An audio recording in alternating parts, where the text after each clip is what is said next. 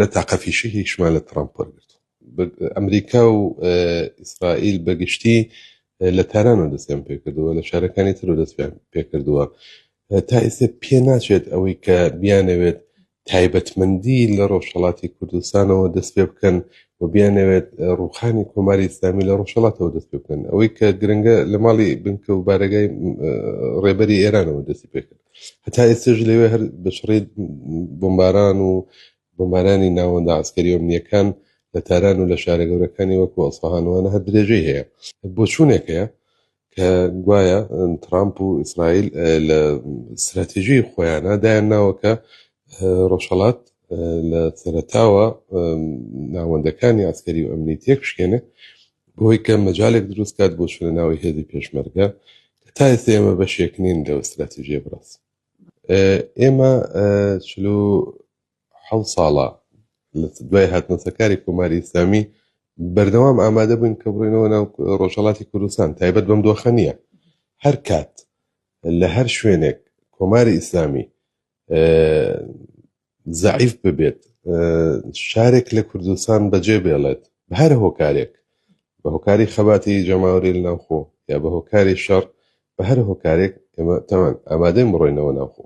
بەڵام ئەم چوونە ناوخۆی ئێمە وەک لایەنی سیاسی وەک کۆمەڵێک کە باس دەکەم جیاوازە لەگەڵ لایەنێکی تر کە خۆی حازر کردووە هاوپەیمانیەکی دروست کردووە لە تەنسیقان لەگەڵ وڵاتانی وەکو ئەمریکا و ئیسرائیل کە لە ڕێگەی ئەوان و بە یارمەتی ئەوان بڕۆنەوەن.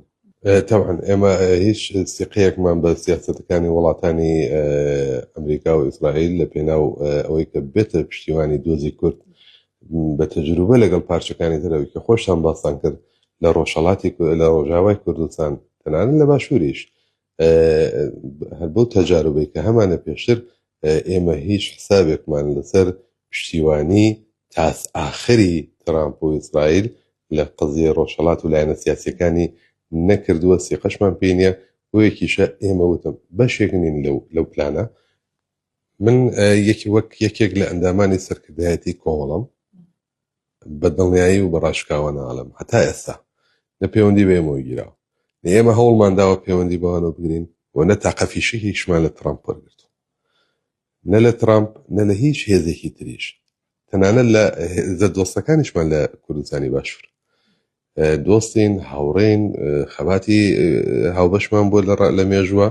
بەڵام هەتا ئێستاش ئێمە تاقەفیشەیەکمان لەوان لە کەس وەرنەگرتووە بەو نیازە کە بین بەشێک لەو شەڕە، چونکە پێمان وایە ئەساسی شەڕەکە ڕزگاری و بەختەوەری و ژیانێکی ئاسوودە ئەگەر تەنانەت کۆماری ئیسلامیش لە کوردستان ڕاماڵن، ئەگەر کوردستان بکەوێتە دەست خەڵکیش بۆ ساڵانێکی زۆر ئەبێت ئێمە چاوەڕوانی ژیانێکی ئاسوودە و بەختەوەر بکەین بۆ خەڵکی ڕۆژهەڵاتی کوردستان هەر بۆ هۆکارانێکی پێشتر باسم کرد.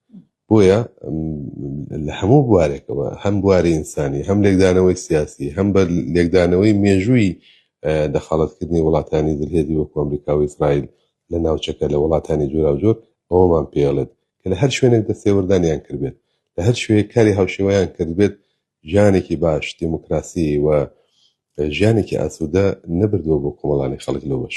بۆیە نیگەرانین ئێستا ئێمە لەم دۆخە نیگەرانین.